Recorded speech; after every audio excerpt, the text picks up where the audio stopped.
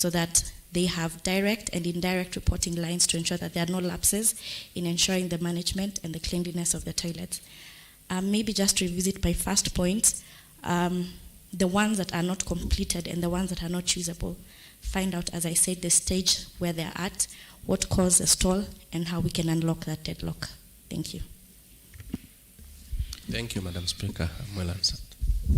Thank you. Next member, please. Thank you. Karibu Sharon. Out of curiosity, what's your thesis on? My thesis is on the interaction between brand identity and customer loyalty. Would that be useful in your docket, and how? I think it would be useful in my docket because branding and corporate identity influence customer perceptions, and they are directly tied to how industries perform. By building a positive brand for your enterprise out there and people identifying with it, it boosts your chances of having a successful enterprise in terms of sales. Are you looking at the county government as an enterprise? As an enabler of enterprise. Thank you. Thank you. Yes, Madam Chair. Yes, proceed. Madam Sharon. Yes, Sharon. Honorable Member. Yes, what do you know about CIDP, or County Integrated Development Plan? And the second question, the second part of the question, what is the correlation between CIDP and NDP?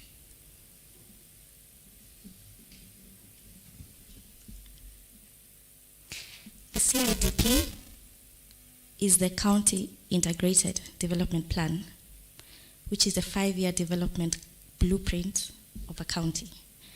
I know it's developed with the input of 3 key documents, long-term plans, the first being the spatial plan, the 10-year spatial plan, the 10-year sector plans, and the 10-year urban and city planning. But then after that, it has to be linked to international, national, regional, county, and the public priorities.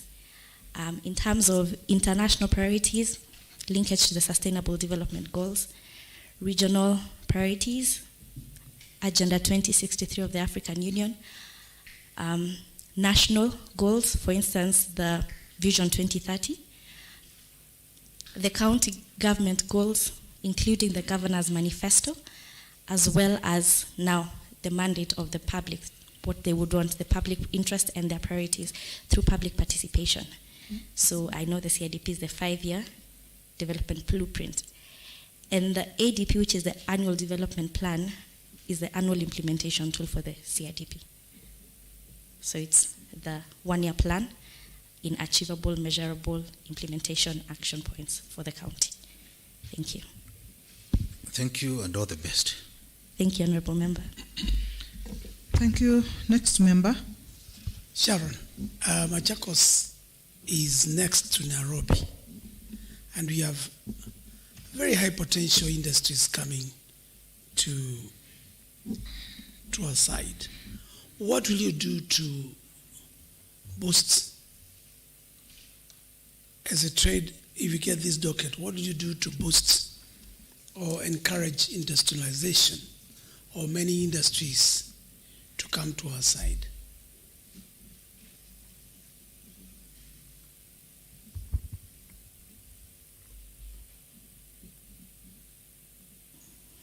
Thank you, Honorable Member.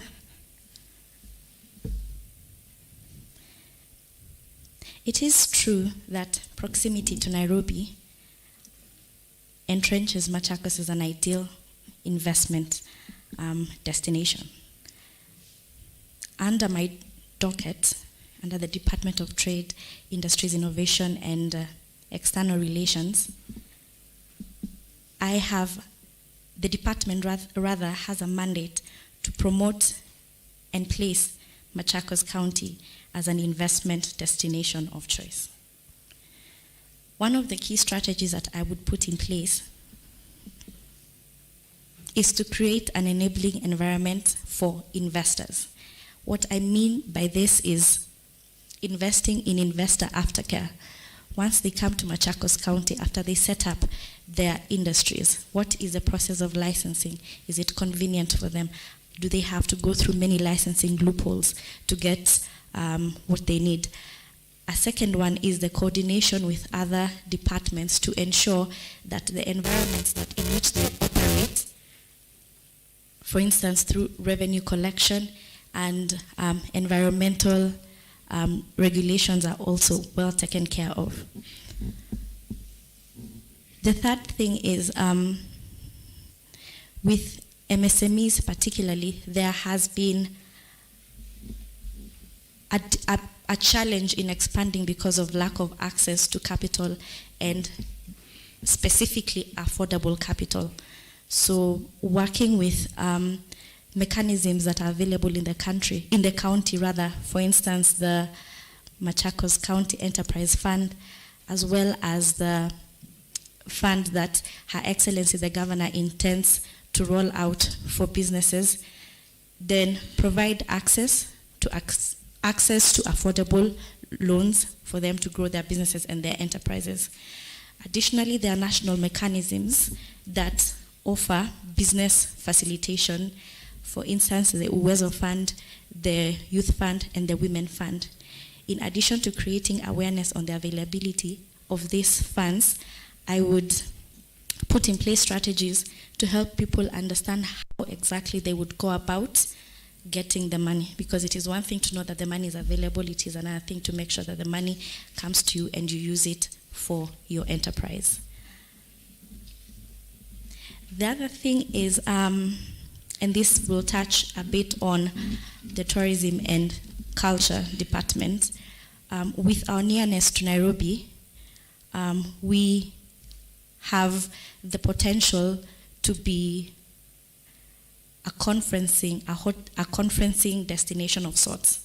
But this may not necessarily be the case because of issues like the per diem rate for Machakos is lower than that of Naivasha. So when organizations are considering where to take their conferences for their members, per diem is really a consideration, and that is why Machakos does not probably get a lot of these hotel conferencing services. So I would work with the team in the department to negotiate better per diem rates for Machakos to ensure that, one, investors are enticed to build their hotels and other industries in the county, as well as government officials would want to come to Machakos because of the attractive per diem rates. Those would be some of my strategies. Wow, that's really nice. Excellent. I want you to, Her Excellency the Governor is very keen on how we are going to work together with the local industries which are located in Machakos, including the big ones, Bamburi, Mombasa Cement, on corporate social responsibility to support us. What do you think will be your role in that aspect?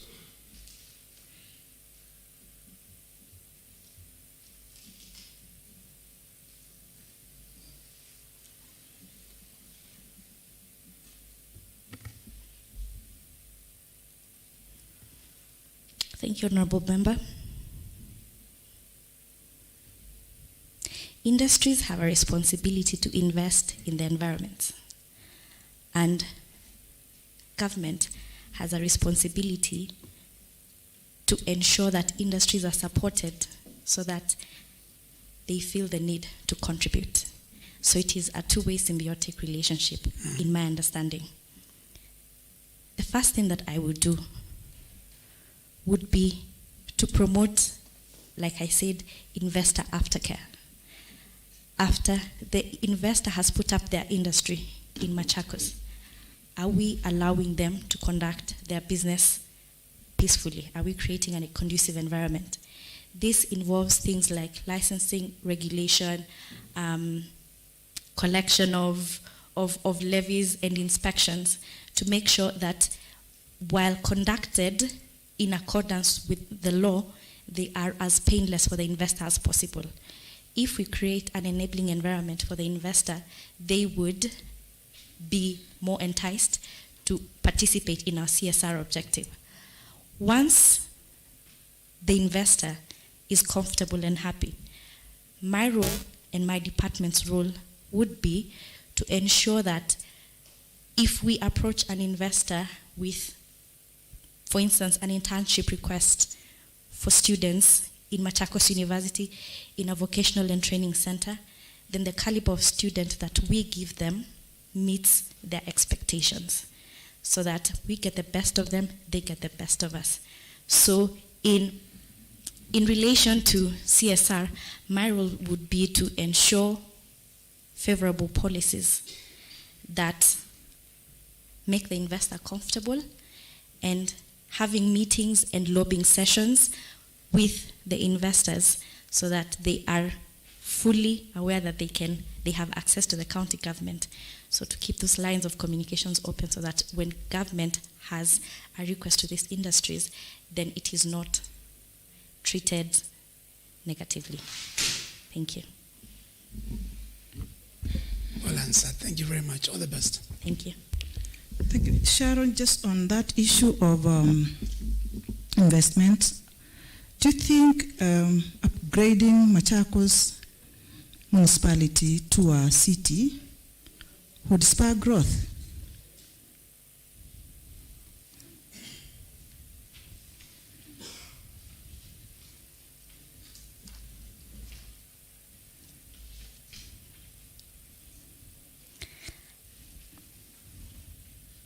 Honorable Speaker, I think it would, because there are ratings for a city that are bigger than those for a municipality.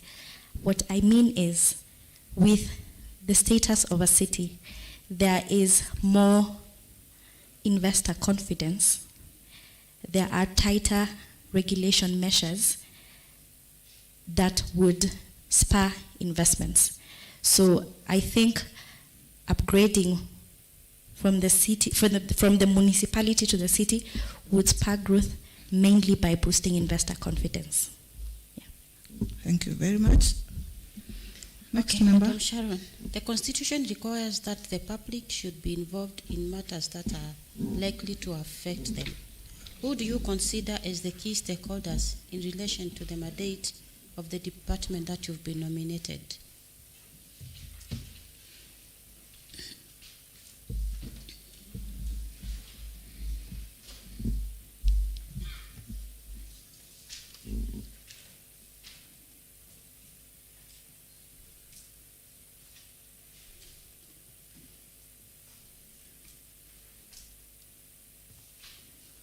Thank you, Honorable Member.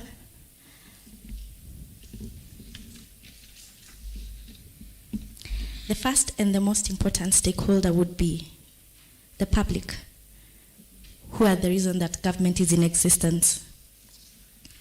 The second would be the county government stakeholders.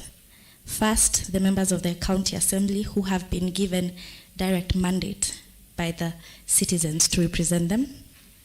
Then collaboratively working with other departments in the county executive. Other stakeholders would be intergovernmental relation organizations. For instance, the SECEB, that we are part of.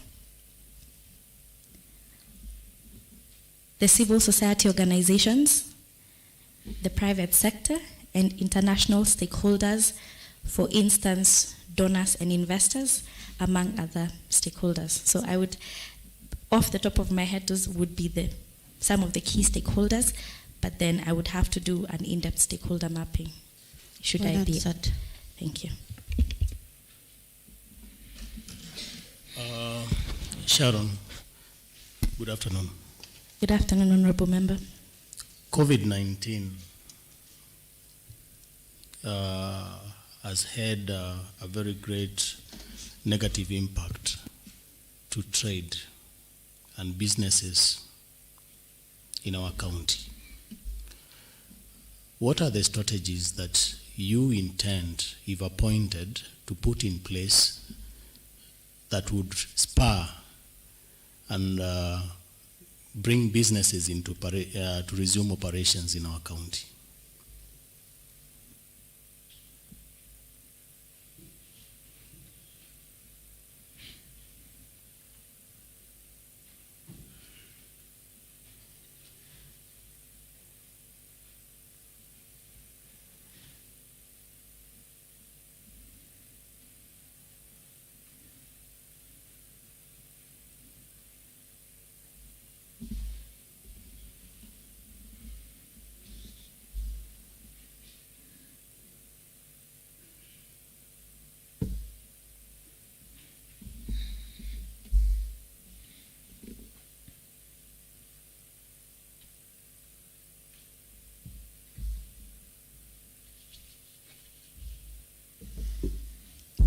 Thank you, Honorable Member. COVID-19, yes, indeed, has really affected business. And I remember during the Mashujaa Day celebrations, and the business community mentioned that women and MSMEs have fallen prey to Shylocks, and they are losing their businesses as a result of that. And COVID-19 was highly, highly unprecedented and shook even institutions that we thought were quote-unquote unshakable the world over. The first and most important thing that I would do while I appointed to this docket was to provide access to funding, to finance, and not just access to finance, but affordable finance. Most of the MSMEs in the county, and forgive me if I use a gender lens to explain this, but most of the MSMEs in the county run by women operate mostly on cash. Mostly because they have to do things on the fly. Sometimes they do not want an extra eye looking into their actual finances, and for other reasons. And for that reason alone, they do not have relationships with financial institutions and lenders that would allow them to access affordable credit. So they are mostly underserved. So through county mechanisms and national government mechanisms, the first I would do is to provide access to affordable finance. The second thing that I would do is to provide linkages to donors and investors for light industries and such sort of thing, also so that the investors have better knowledge on skills and management and entrepreneurial to better manage their businesses. The third is creating an enabling environment for the industries, working consultatively with the county, with other county government departments to see how we can subsidize production so that they go back to profitability. Again, and I think this is very important, is for the long term, especially since COVID-19 was an unexpected shock, and to prevent against such shocks in the future causing such levels of devastation, to build resilience and sustainability going forward in their businesses. Yeah, so those are some of the strategies I would use. Thank you. I wish you well. Thank you, Honorable Member. Next member. Through the chair, welcome so much, Sharon. Thank you, Honorable Member. Yes, you are undertaking a very critical department in Machakos County, which will be used to advance the culture and the tourism in our locals. Now, Article 11 of the Constitution of Kenya envisages promotion of culture. What do you understand by the term culture? And in Wamonyo, before the onset of the devolution, the people there, they were doing very well in wood carving. what are your plans toward it? And then lastly, I also understand that you are the one who's been dealing with the issues of trend. What are your plans to ensure that we have fair trending practices in this country? Thank you so much.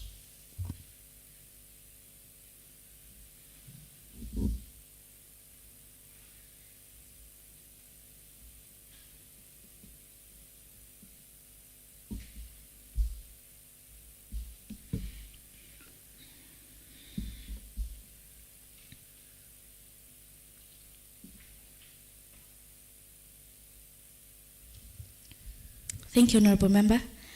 You asked my understanding of culture, the way of life of our people, how they do their things, how they just their way of life cemented over time.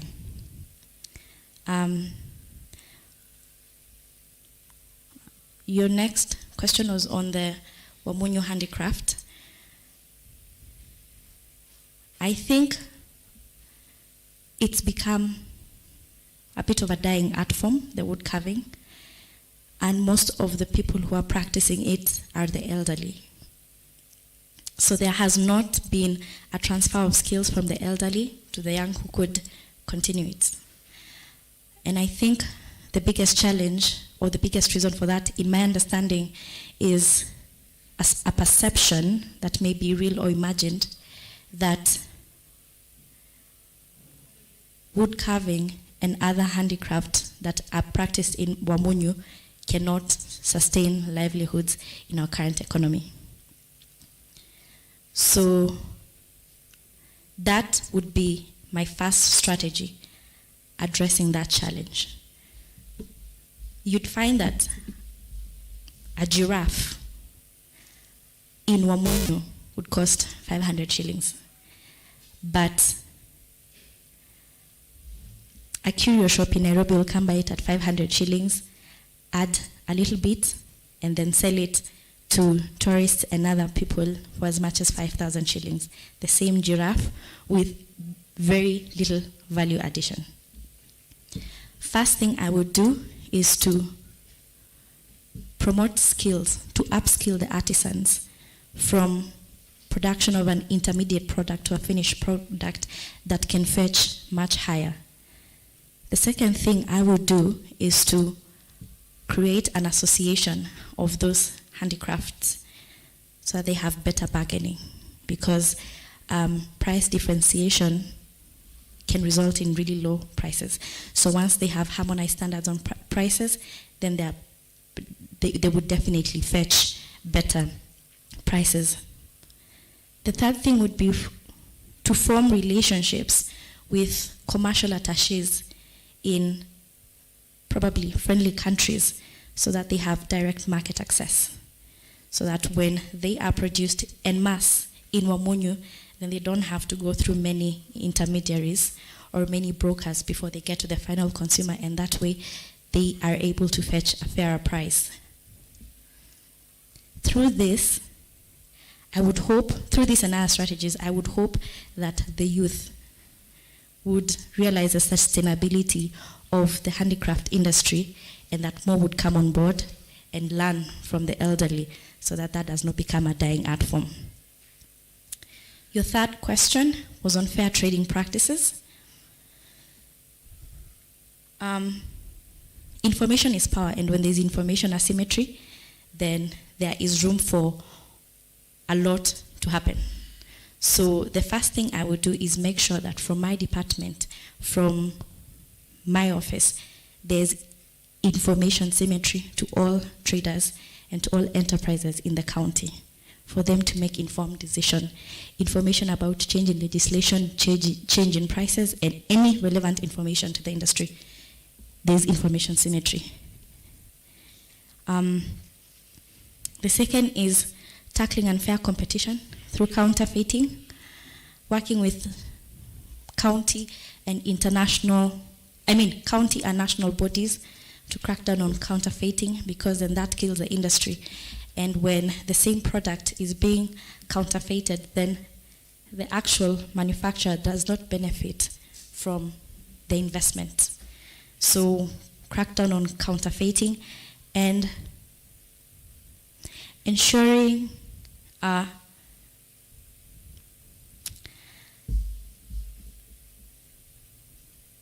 transparent approach in licensing, so that all licensing goes through the office of the CEC and it is harmonized, so that 3 people in the same county do not have 3 different licenses that are supposed to be from the same entity. Yes, those are some of the practices that I would do to ensure fair trading. Well answered. I wish you the best. Thank you, Honorable Member. Sharon, maybe just for some clarification, do you think if you encouraged or you helped patent those the Wamunyu carvings, make sure that they are patented, would encourage maybe preservation of the heritage or something like that?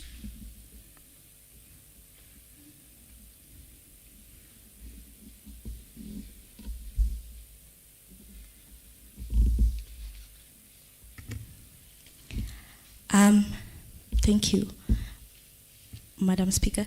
I am not sure patenting would be the best way to go, because it's an already existing product, so it would be difficult to work around the patents for that. But branding and promotion of wood carvings, probably under brand product of Machakos, and then marketing it through that umbrella to the different promotion avenues through the county, nationally and internationally, would help preserve the heritage. But patenting, because it is an already existing product, I am not sure would work. But that's just my opinion. Are you not trying to help that and do away with the copyrights and that kind of thing? When you patent, yes, you don't think you will be able to preserve or make it? Yes. Yeah. Yes, Madam Speaker. Yes. But my issue is with the word patent, because it's not a new technology. It's not a new. It's been there for a while. What I'm saying is probably branded under a specific tagline, product of Machako, so that goes out like the KEBS mark. And that with quality, with so that once you see product of Machakos, you know that quality is assured. It was produced through ethical and safe business practices. So that is what I would do, preservation of heritage. But Madam Speaker, if patenting is an option, my department would definitely explore it. Okay, thank you very much. We have Mheshimiwa, proceed. Good afternoon, Madam Sharon. Good afternoon. I believe the Machakos County has 8 sub-counties and has several urban areas. There is market sheds which are being constructed across those market areas, and they are not. They are underutilized, and they are in bad situation. What is your position for those market sheds? Second, I think you come from Kangundo, and in Kangundo at large, we have the 14 Force, we have the Macmillan, we have the Tui area, we have my Mama Mbiti. What is your position concerning domestic tourism?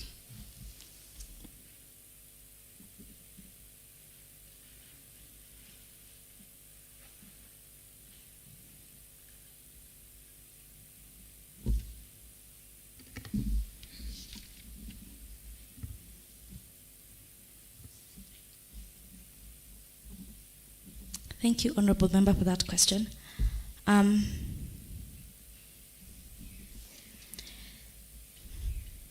It is true that there are market sheds that are underutilized, and in some areas 20, a few meters away, the traders are there. So there's clearly need for the market shed, but it's not being used. What I would do was first to understand the thinking of the previous regime in putting up those market sheds, where they are and how they are. Was there public participation involved? And to read all feasibility studies, if any, and public participation reports, if any, that led to the construction of those sheds. The second thing I would do is then carry out probably an audit with the traders, with the public, to find out why they're not using the sheds. Is it a design issue? Is it a location issue? Is it a convenience buy issue? Just to find out what the issue is. But the Department of Trade has a responsibility to put up market sheds for traders. So the sheds were there because of an execution of the mandate of the department. And public funds have already been sunk into these existing sheds. So if there is a way to repurpose them, either by leveling the design or by repurposing them to another use, for instance, for hawkers or another purpose, then I would pursue that. But first I'd need to understand what is the main reason from the public that they're not being used, and then after that develop strategies from there. The domestic tourism strategy, which was your second question.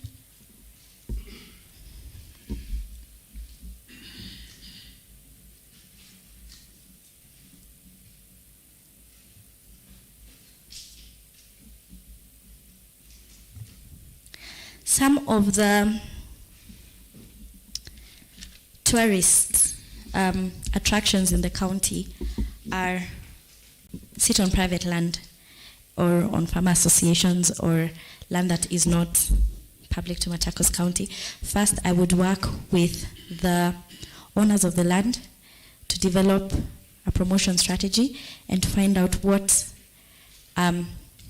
their priorities are for the land and for the tourism site, and then work with my department to create promotion strategies around that. The second would be to create more awareness. Some of these tourism sites are not very well marketed nationally, so maybe create awareness by having events, by having I don't want to call them influencers, but people creating awareness and bringing attention to the existence of these tourist sites. The third thing is sports tourism. Would explore that as my department. The fourth thing, like I mentioned,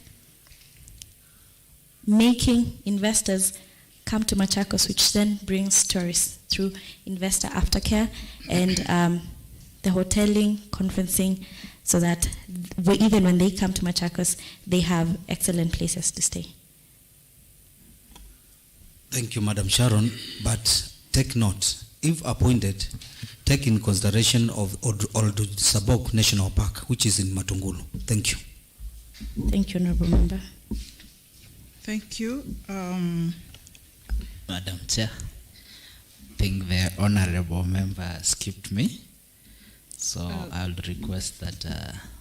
I'm sorry on his behalf. You can proceed. No, it's okay. Yes. No problem. All right. Madam Sharon, Konza City is one of the key flagship projects for Vision 2030. And I'd like you to explain to this committee, if appointed to the docket that you've been nominated for, what measures or what are you going to do to ensure that the dream is realized in partnership with the national government?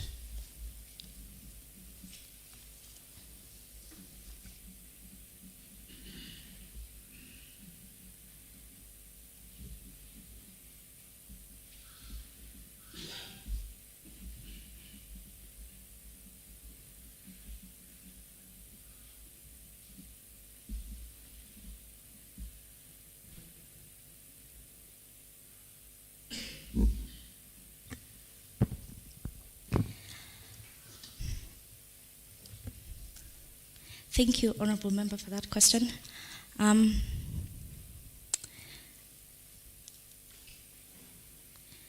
The Konza City flagship project is a very strategic, a very economically strategic project, especially for Machakos County. It's been under construction for a while, and I am aware that some of the investors have already reported and are operating from there, and there is a plan. They're selling the parcels, so they're actively asking for investors. So it is in the process of completion. For Machakos County, having Konza City completed will ensure innovation comes closer to home and access to all of these opportunities that come with innovation, including, and this is an collaboration, the appreciation of land rates.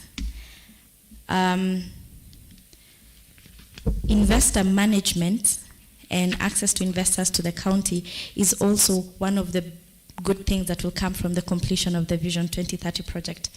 In partnership with the national government, what we will do is, because they are currently selling parcels of land to investors, is work with the external relations arm of my department to help understand what investors would need to go and invest in Konza City, and work with national government as well as the plans for the Konza City itself to ensure that they get the best services possible, to ensure that they invest and take part in the Konza City project. Do you think there is an opportunity for the people of Machakos County through private partnership, because the project is fully and it's expected to be funded by donors, mostly foreign? So is there an incentive that you think that can be introduced to motivate and attract more local investors who would be willing to be part of that project to fast track its actualization?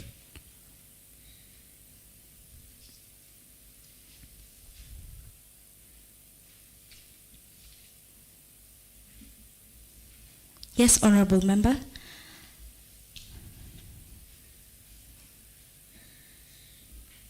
Through venture capitalism and investor mapping with investor and local government mapping, to acquire some of these parcels of land and to build industries for members of the Machakos, for enterprises in Machakos County, yes.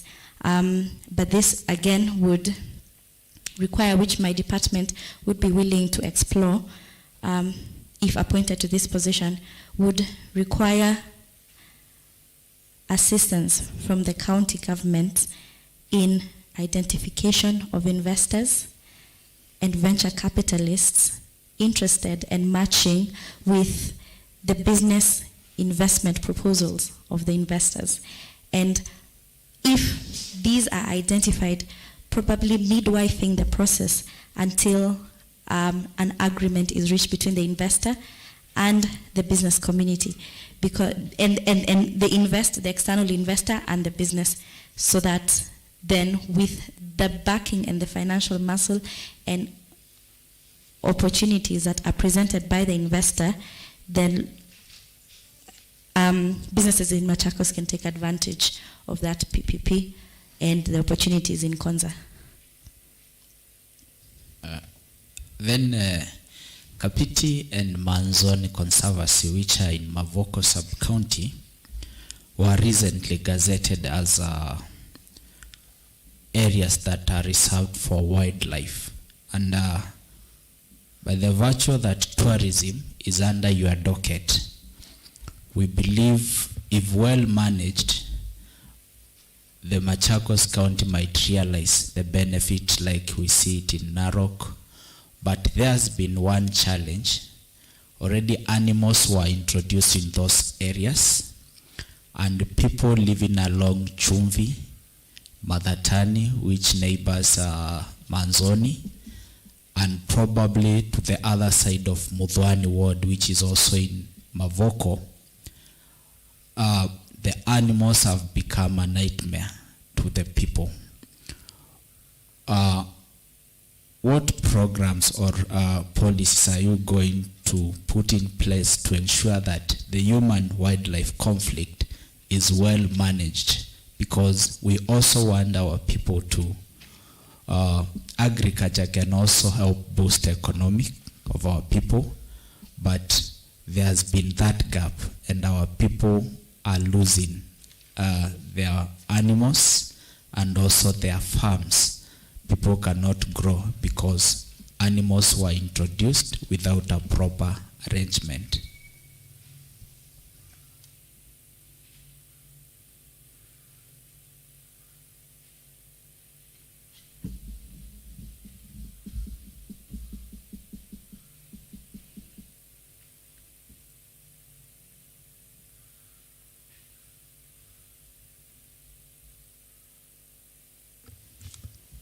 Thank you for that.